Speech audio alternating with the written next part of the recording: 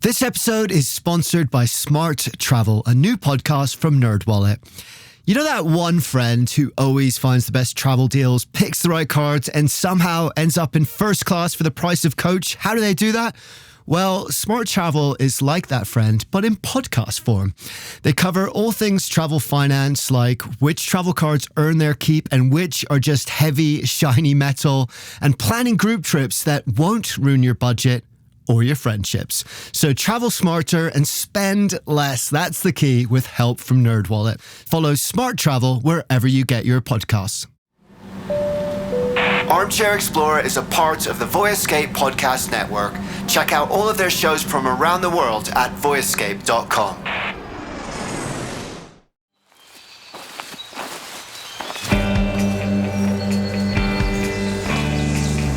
Hi everyone, and welcome to Wanderlust Off the Page, a travel podcast designed to help you discover the most fulfilling travel experiences on the planet. From culture and history to nature and wildlife, we're going to be taking you behind the scenes of the magazine to go deeper into our favourite destinations and meet the travel writers, experts and personalities who will bring our stories to life. My name is Lyn Hughes, the founding editor of Wanderlust. And I'm Rosie Fitzgerald, the special features editor at Wanderlust. Now, if you're new to Wanderlust, here's what you need to know. Wanderlust is the UK's leading independent travel magazine, which has been taking the road less travelled since 1993. We've won numerous awards along the way, and to this day, we continue to inspire our audience of curious travellers with each issue of our magazine, as well as our website. Both of these are just filled with off-the-beaten-track experiences and some of the world's most exciting destinations, both near and far. Responsible, conscious and sustainable travel is always at the very heart of everything that we cover. So do be sure to check us out by heading to wanderlustmagazine.com or become a Wanderlust Club member and join our community of serious travellers for just £35 a year. That's about $50. This will get you 6 beautiful collectible issues, exclusive member-only competitions and events, access to our entire online archive back to 2010, plus heaps of other benefits. And of course, be sure to hit that subscribe button on the Wanderlust Off the Page podcast as well.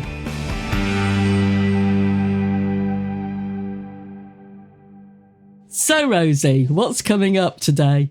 So in this issue, in true Wanderlust style, we're going to be taking you thousands and thousands of miles from home to a remote island called Rapa Nui, also known as Easter Island.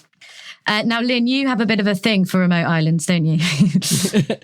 I must admit, I do. I even live on an island, not a remote one. It's in the River Thames. But I've definitely got to think about islands. And Wanderlust was actually schemed out in the Galapagos Islands, somewhere I've been lucky enough to go to several times. But perhaps the most far-flung one I've been to is St. Helena, right out in the Atlantic. But I've got to say that Rapa Nui, Easter Island, has been on my travel list for so many years. And I've got an inkling that this week's podcast and special guest is going to make me want to go there even more. Absolutely. Our special guest this week is travel writer and Wanderlust friend Shafiq Medji, who has been lucky enough to go to Easter Island 3 times. And his story was so inspiring, it made the front cover of the Wanderlust magazine in 2021. Yeah, so Shafiq is going to be in conversation with Aaron Miller, and he'll be bringing the unparalleled beauty of Easter Island to life, and will explain how the first settlers managed to get there in the first place, and how being in such a remote place in the world makes you feel, how the indigenous culture has flourished in recent years. So we look forward to hearing in Shafiq's own beautiful words his experience of seeing the mysterious Moai up close. Rapa Nui, or Easter Island, is one of the remotest inhabited places on Earth. It was settled more than 1,000 years ago by intrepid Polynesian navigators who sailed for thousands of miles across the uncharted ocean in double-hulled, voyaging canoes. They described the island as the navel of the world. Nothing existed but this sliver of rock and the infinite horizon of the sea. It is a place of unparalleled beauty, a volcanic island with crater lakes, caves, grasslands and beaches, home to a culture like no other. with a rich and mysterious history. Shafiq, so nice to meet you. Thank you for coming on the show. Oh my God, am I so jealous of you. Easter Island is somewhere that I've just wanted to go forever. I've never managed to get there yet, but after reading your article, it's now gone to the top of my hit list of places that I absolutely have to visit. And you've been multiple times, right? What is it that keeps kind of drawing you back to this, such a remote place as this? Yeah, I mean, I've been really lucky. I've been 3 times, and Easter Island is somewhere that you often describe as a bucket list destination, somewhere that you must visit once. To have visited it 3 times, I feel incredibly privileged to do so. My fascination with Easter Island dates back to my childhood and visiting the British Museum in my hometown of London. And I saw Moai there, one of the famous monolithic statues. And I was just captivated by it as a small boy. And the other thing is, despite being a Londoner born and bred, a South Londoner born and bred, in fact, I've always been drawn and attracted to remote places, to isolated places, to places far away from the rest of the world. And you can't really get further away from the rest of the world than Easter Island. Yeah, maybe it's because you're from South London that you're just looking for the exact opposite, right? It doesn't get more opposite than Easter Island than South London on a kind of busy Saturday afternoon. So but let's start off with a bit of the history as well, because, we know it as Easter Island, but is that the accurate term to call it? Yeah, so the name is slightly contentious. For the indigenous inhabitants of the island who have Polynesian heritage, they use the name Rapa Nui. So Easter Island, or Isla de Pascua in Spanish, comes from the first moment of European contact, which is when a Dutch navigator spotted the island on Easter Sunday in 1722. So that's how it's commonly known, but when you're actually on the island, Rapa Nui is the best term to use. And I'm kind of fascinated, as I think a lot of people are, like, how on earth did people get there? I mean, they didn't come from there. So how on earth did they get there? And what were the kind of distances that they traveled? The story of the settlement of Easter Island is one of the great stories of exploration in world history. The Polynesians are the best navigators on Earth. So it is believed to have been settled around 800 to 1200 CE by, a band of intrepid Polynesian navigators. And they sailed for thousands of miles across the uncharted ocean in double-hulled voyaging canoes. It's an absolutely incredible journey. And then when they arrived, of course, they embarked on this frenzied period of statue carving that's almost without parallel in the world. Yeah, it sort of blows my mind how you could set off from a beach 2,000 miles away in a canoe, and just kind of paddle off and not even know where you're going. I mean, that must have been one of the most dangerous and just incredible journeys of all time. Absolutely. And I think we've had lots of, particularly in the 20th century, there were lots of outlandish theories from European and North American scholars who were trying to explain how the island must have been settled by people from South America, and that it couldn't possibly have been have had the Polynesian origins. It really clearly has, as even a short visit to the island makes abundantly clear. One of the things I'm really curious about is I've never been somewhere that remote, and can you feel it? Like, do you get a sense of it when you're there, that remoteness? You really do feel it. When you reach the high points on the island, which are these volcanic peaks, the volcanic peaks that created the island in the first place, and you gaze out and you can see across to the 2 edges of the island, and you just see the ocean all around you. It's humbling, really. I imagine it's a sensation in some way similar to being in space. It kind of reminds you how small you are, really, in the scheme of things. It's a special feeling. And I think because it's so small, because it's a small population, there's around 7,000, 8,000 people on the island now. You're a tiny speck of Earth in the middle of a great ocean. You mentioned that they call it the navel of the world. I'm curious where that name came from, and if it was perhaps related to, the ancestors of those initial voyagers. Did they have a sense that there was another world out there, or did they come to believe that this was the center of the universe? This little tiny island was the world. I think a bit like all of us, we all think of our own lives, our own locations as the center of the universe, as we're all the lead actors and actresses in the true. Hollywood blockbusters of our lives. And I think the people of Rapa Nui are no different. But there's strong oral traditions that tell us stories about the settlement of the island. So the story that they have of themselves as a nation, as a culture, are of people that have made this epic journey, that landed on this beautiful beach a millennia ago and then carved out an existence. I love that. We're all stars of our own Hollywood blockbuster movie. I think mine's a comedy, sadly, but it's better than being a tragedy. Yeah, it's better than being a tragedy. There's an outside perception of the people of Rapa Nui that has been popularised by lots of scholars and academics over the years to sell lots of books. And it's a story of overexploitation of the natural world, mass deforestation, a collapse.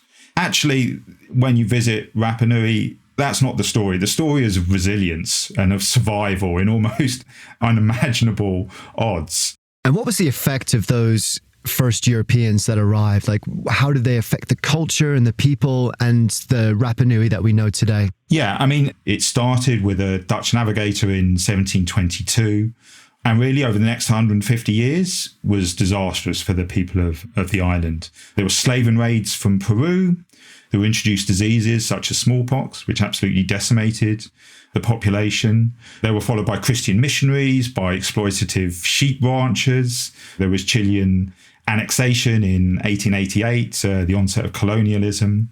There's a census from the latter part of the 19th century that I believe showed that there was just 111 or thereabouts Rapa Nui inhabitants. You know, some estimates say that the fall in the population from all of these impacts was about 95%.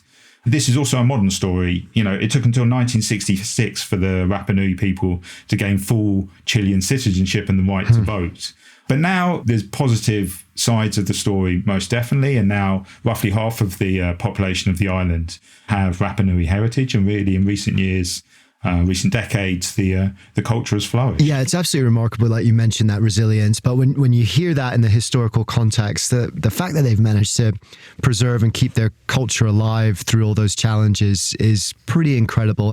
And the most famous expression, of course, of their culture and their art are these moai, these genuine wonders of the world that have been wrapped in mystery since they were first discovered. And we can't talk about Rapa Nui without talking about the moai. The 15 monumental moai loomed imperiously out of the shadows on top of a 220-metre long platform, or ahu. These giant head and torso sculptures, up to almost 9 metres tall and around 30 tonnes in weight, are an imposing sight at any time, but especially at daybreak, when the pre-dawn gloom melts away into a world of light, colour and contrast. In the background, the sun rose steadily out of the Pacific, illuminating the biggest surviving ceremonial structure in Polynesia with a burnt orange spotlight. Each statue faces inwards, back at the island, watching over the Rapa Nui people. You described that so beautifully. And oh my God, do I want to be there at sunrise looking at that. It just sounds like the most beautiful place to be and beautiful way to see these incredible statues. They genuinely are a wonder of the world and they fascinated people all over the world for decades or more. And what can you tell me about them? They're still shrouded in so much mystery. What can you tell me about them and why they exist and what they symbolize? So there are around 1,000 on the island and obviously in museums dotted around the world. And curiously, I mean, most people think they face out to the sea. Actually, they face inland. They're designed to watch over the Rapa Nui people, provide protection and guidance if needed. One interesting thing about them is almost all of them are male. But there are a handful of female figures, and including one that's on display at the excellent museum on the island. And you can also see there's lots of different styles because, you know, the slightly cruder or rougher around the edges moai are the older ones. But obviously, as these master carvers developed their skills, they become incredibly intricate and well designed the later you get. And the other thing I'd emphasize is that, you know, no matter how often you've seen pictures of them, nothing compares with actually seeing them in the place that produces them on their ahu, on their ceremonial platforms. It's absolutely a mesmerizing sight. Yeah, I bet it is. And they're not just, I think we have a sense of them being these giant heads, but they're really not just the head. Yeah, there's a torso as well. And actually, if you visit Ranu Raraku, if you visit the quarry and you look around to see how they were produced, you really get a kind of a sense of they're much larger and more human-like than you might expect. And one of the things that kind of makes them so amazing and full of this mystery is the scale of the production. Like you mentioned, 1,000 or more across the island and across the world. How long did it take to carve one? And it just seems like such a huge undertaking that must have taken decades or even centuries of continuous work. Yeah, I mean, these were huge artistic feats, and really it was communities of people that produced these. They were carved in situ, so, they were carved from these huge chunks and then moved throughout the island. Essentially, in simple terms, they were a form of ancestor worship, which is something that's common across Polynesia and obviously in many other cultures around the world. But as nowhere else has performed this kind of religious performance in such a way as the Moai. These Moai represented these revered ancestors, and it took it was a huge focus of life on Rapa Nui for, the best part of a millennia. So when you say they represent revered ancestors, does that mean particular people, like particularly celebrated or important people in the culture when they passed on, these statues were created to represent them? Yeah, that's essentially the case. And the present position of the Moai is not necessarily where they were originally stood. Most of the Moai would have been close to family groups, to villages, to communities which were scattered across the island. And they'd be very linked to these locations, to the people there. And they would represent predecessors would be looking down on the descendants. Yeah, it's kind of a beautiful idea, isn't it? And as you say, they face inwards, which was really surprising to me. But it is kind of a beautiful idea that your loved ones, these important people in your family or important people in your community, so much time was spent to create something important, and that investment of time kind of puts that love and meaning into that piece, and somehow those ancestors are still there guarding them. There's something beautiful in that, isn't there? Yeah, absolutely. I mean, I think the attitude to family and the attitude to ancestors in Rapa Nui and across Polynesia, I think it really resonates with all of us, actually. And I think there's probably lots that we could learn in the bonds that tie you back to the people that laid the groundwork for you. And you almost need that physical representation in your life to make that bond strong and real in a way. And I absolutely agree with you on that. So let's talk about how they were moved, because this is a big part of the mystery, right? And for many years, I mean, maybe even now, it's still not conclusively been proven how these statues were moved. Like, how big are they? How much do they weigh? And how on earth did they transport them around the island? Yeah, so I mean, to give you a sense of the scale, the largest Moai ever carved, which never left the quarry because it was too big, was almost 22 meters tall, and it weighed around 200 tons. So to put that in context, if you can imagine around 30 African elephants, it's about that heavy. So most of them came from a place called Ranu Raraku. Now it's a grassy volcanic crater, and this is where the master carvers went to work. If you visit today, you find around 400 unfinished, broken, abandoned Moai that kind of sprout from the soil at all these erratic angles. They were actually quite a melancholic place. But the ones that were completed were then transported to their ceremonial platforms around the island. So now most people think that they were transported on wooden sledges or rollers. I mean, all traditions say they walked, using their mana, which is their spiritual energy. Now, there is some evidence that this may be the case, and maybe that they did actually walk, because islanders and researchers have shown that you can essentially use ropes and teams of people to essentially swivel the upright Moai from place to place. So the walking myth may actually have its basis in fact.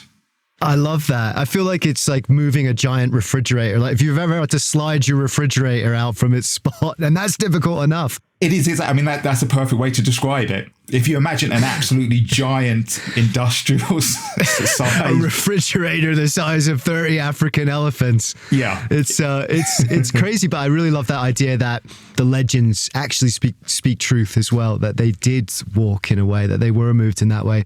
But oh my God, can you imagine carving something for a year and then it breaking on the way to its place? It's heartbreaking because if you go to the quarry today, I mean, it almost looks as if the carvers have just left. They've just put down their tools and that they're coming back. And you see some of them are almost perfect, but there's just a slight crack, or that in the case of the biggest one, is almost perfectly carved, but it's just too big to shift in that position.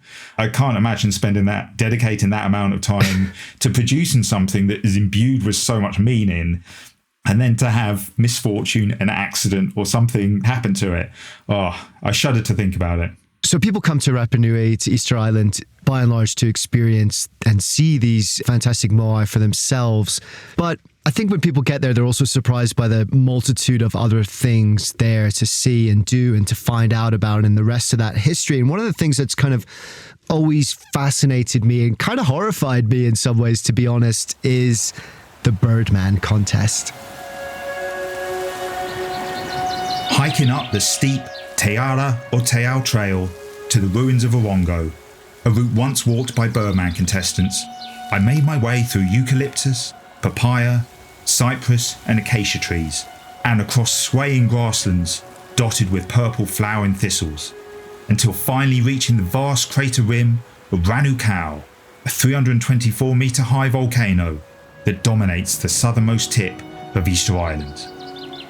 The calls of a swooping, hawk-like kara kara briefly sounded before being drowned out by a howling wind that threatened to buffet me over the precipice and into the flooded caldera below. I walked towards the edge of Orongo and peered down at the near vertical drop, the waves lashing the shore and at the seemingly impenetrable sides of Motunui in the near distance, marvelling at the athleticism, courage and sheer bloody-mindedness of the Birdman competitors, who would swim back and forth from the islet and scale Ranu Kau's sheer cliffs. The Birdman contest has always fascinated me. I think it must be the most insane and dangerous contest that has ever been invented in the history of the world. What is it? Can you provide some more details on how on earth did something like this ever begin? I like to describe it slightly tongue-in-cheek as the most extreme Ironman triathlon you can possibly imagine. Like the Olympic competitors have got nothing on them. Ironman plus death. Ironman, yes, absolutely. It's essentially, they date back to the conflicts that resulted in the toppling of the Moai in the 18th century. This provoked a crisis on the island. There was European contact at this time, which was, as we mentioned before, incredibly disastrous. And so there were lots of warring factions. There was a lack of faith in the traditional religious ideas and beliefs. It was a crisis of religion in many ways. So this all prompted the various warring factions to come together to collectively try and develop a new set of religious beliefs to help restore order. And what they came up with was a competition in the spring, which coincides with the seabirds, and particularly the sooty terns that nest here every September. So each group on the island, each community on the island would put forward a young man who would compete to get the first sooty tern egg of the year from an islet just off the shore. They would have to clamber down a sheer cliff to get there. They would have to brave shark-infested waters. They would have to fight off other competitors. They would have to make the return journey with the egg intact, scaling the cliffs back to Orongo, which is a ceremonial village. And the winner then essentially transferred the power to his chief, and the chief was named Tangata Manu, Birdman, and he became the spiritual leader of the island for the next 12 months. Well, I suppose it's better than war, right?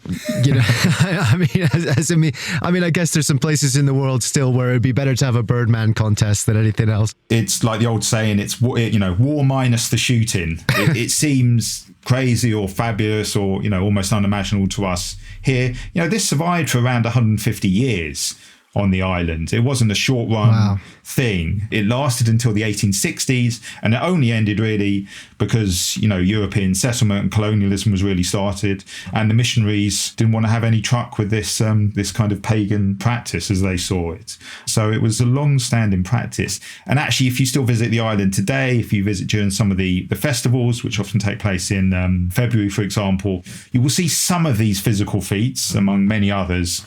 But for the full epic Ironman experience, you just have to use your imagination. And I bet it's easier to use your imagination when you're there, because you actually got to visit the ceremonial village too. What was that like, and kind of what's it look like, and what does it feel like to be there? So Orongo, which is the name of the ceremonial village, is one of my favourite places to visit on the island. It's often slightly overlooked because, for understandable reasons, the Moai dominate people's imagination. But Orongo offers an insight into a different part of the culture.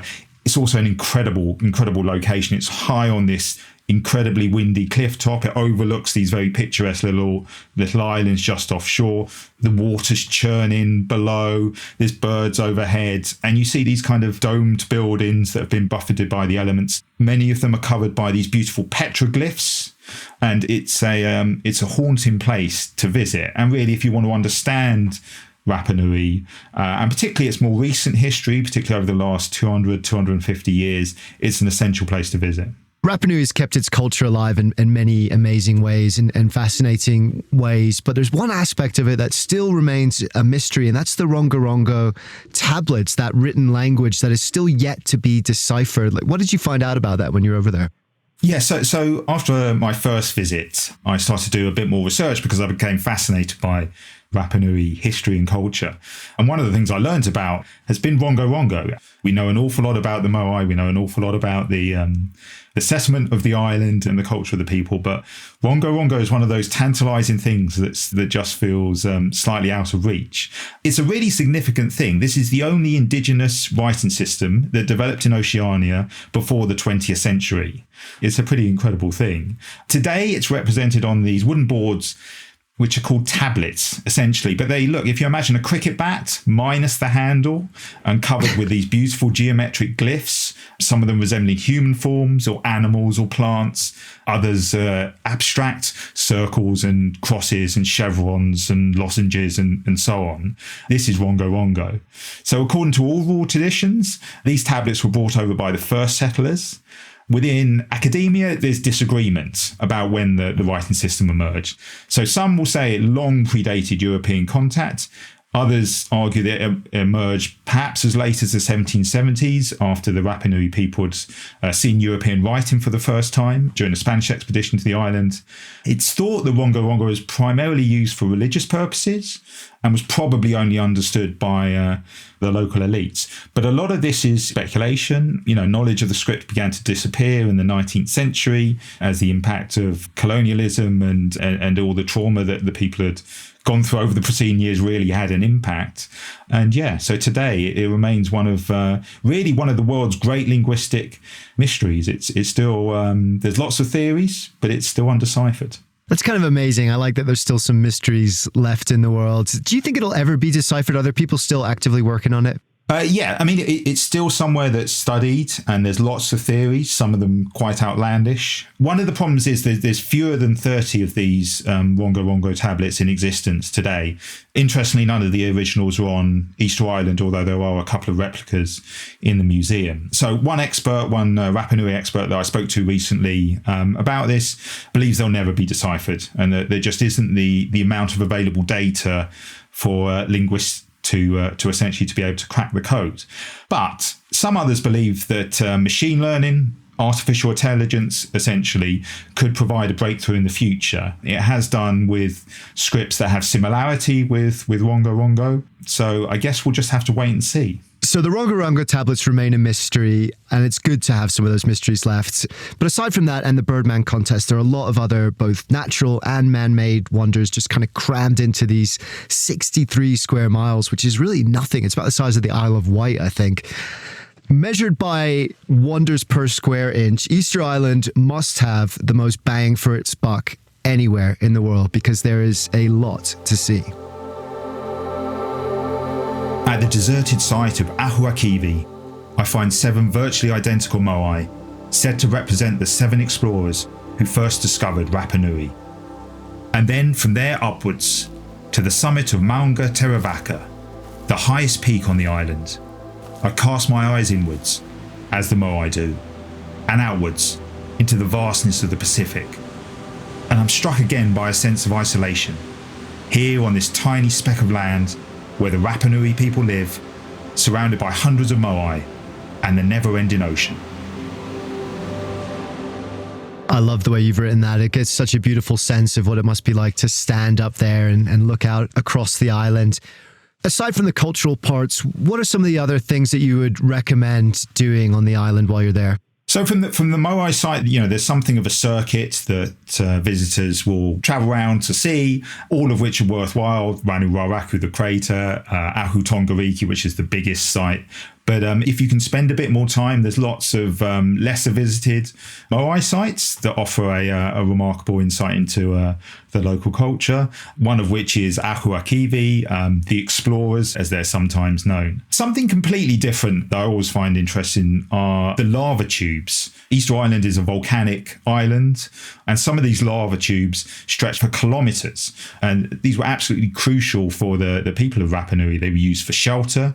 They were used to collect rainwater, which is vital on an island that's desperately short of fresh water. They also created favourable microclimates. So if you explore them today, you'll find crops such as bananas, pineapple, taro growing in them. They're really remarkable things to see. And what about some of the other activities like hiking? I think there's some incredible beaches there and stuff like that. Like in terms of your whole trip there, what were some of the other things you did that really caught your eye, some of your favorite experiences? For a small island, it packs a big punch, and there's an awful lot of outdoor things to do on the island. It has some beautiful beaches. Anakena is a glorious sandy beach with palm trees, and Moai, inevitably enough. It's a wonderful place to swim. This is where the very first settlers landed, according to the oral traditions. The horse riding is great on the island, and also there's lots of treks as well. I mean, we've talked about the Birdman contest. I mean, you can retrace their footsteps up to the ceremonial site of Orongo. That's something you can do on your own. You don't need to guide for it.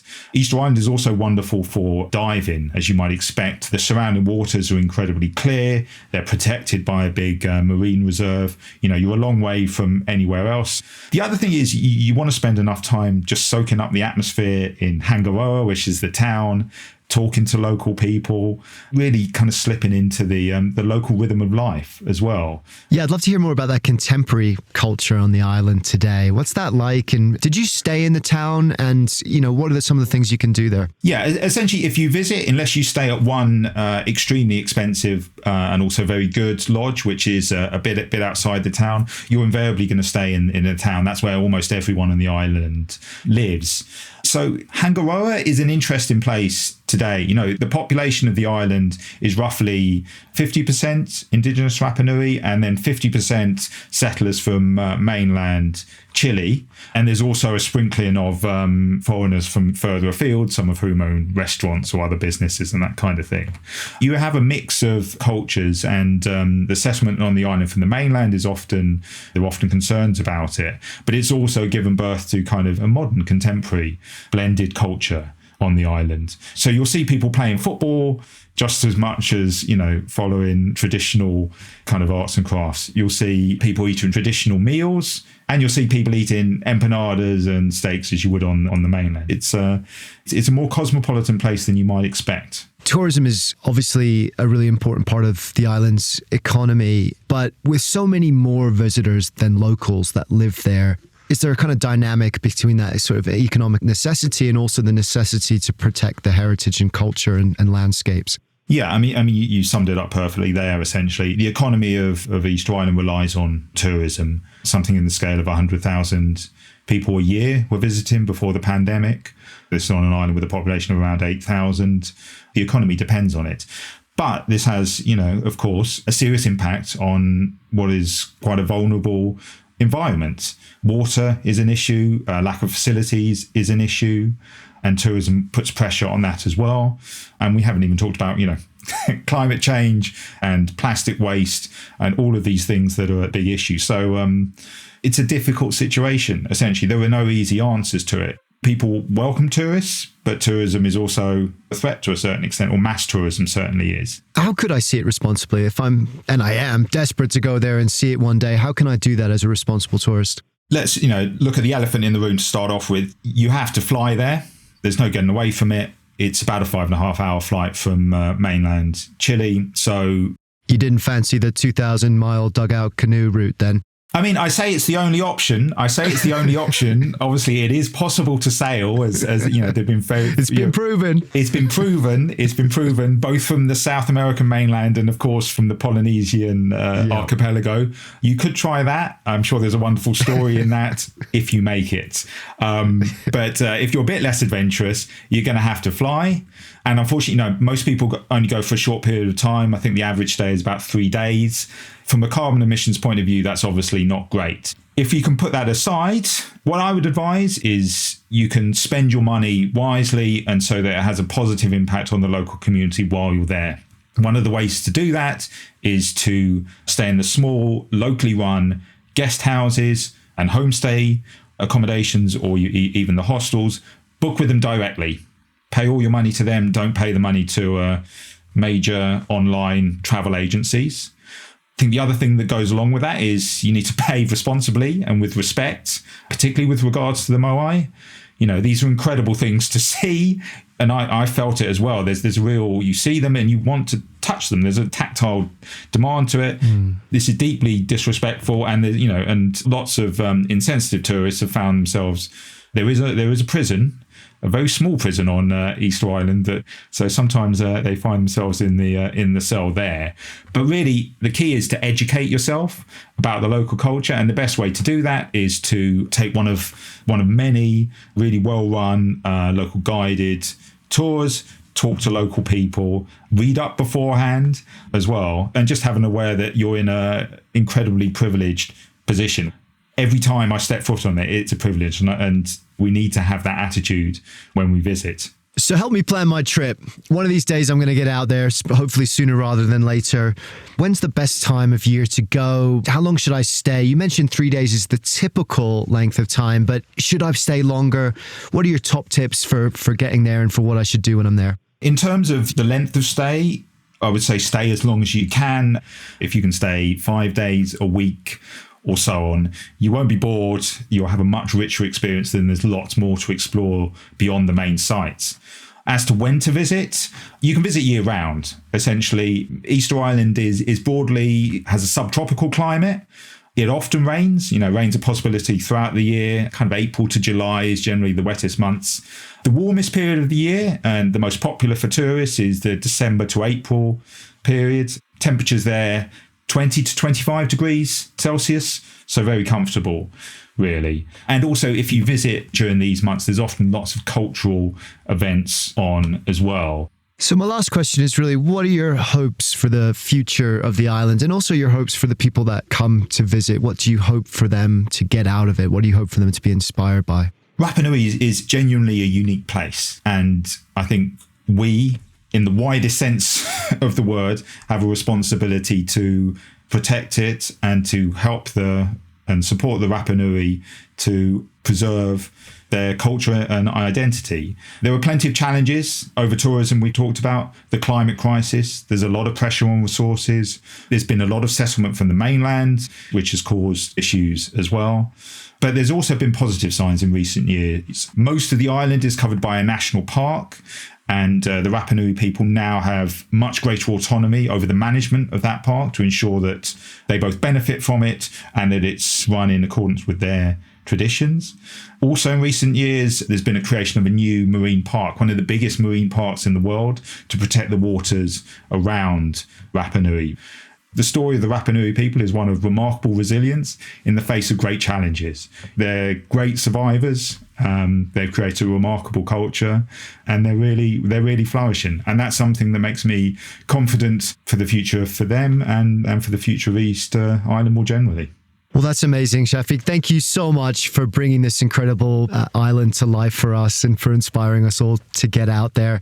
I'll tell you what, next time we meet, let's make it on that beautiful sunrise surrounded by the moai when that dawn gloom melts away and the sunrise just lights up the endless Pacific Ocean. I just want to be there so badly. Thank you so much for painting that picture and for telling us about this incredible place. It's a date, Aaron. I'll see you there. All right. Cheers, mate.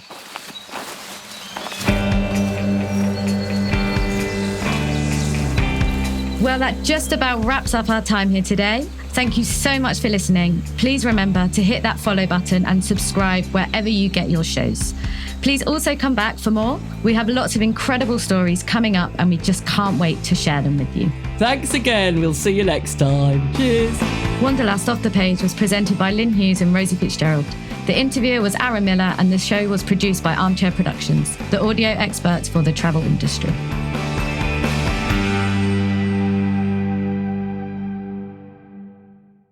Quick question. Do you want travel tips from people who have actually been there? Our show is co-hosted by Tim Johnson, an award-winning travel journalist who's been to more than 145 countries around the world.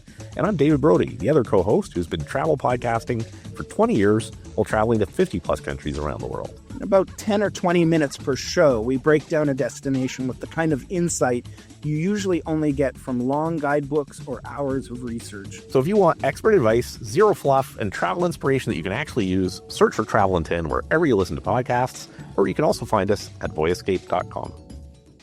Hi, I'm Pauline Fromer, host of the Fromer's Travel Podcast. We post new episodes weekly, detailing the kinds of money-saving tips and cultural insights that will make your trips richer without making you significantly poorer. We do so by interviewing real travel experts like TV host Samantha Brown, Fromer's authors from around the globe, and such public figures as Free Solo's Alex Honnold. It's a fun travel party. I hope you can join us.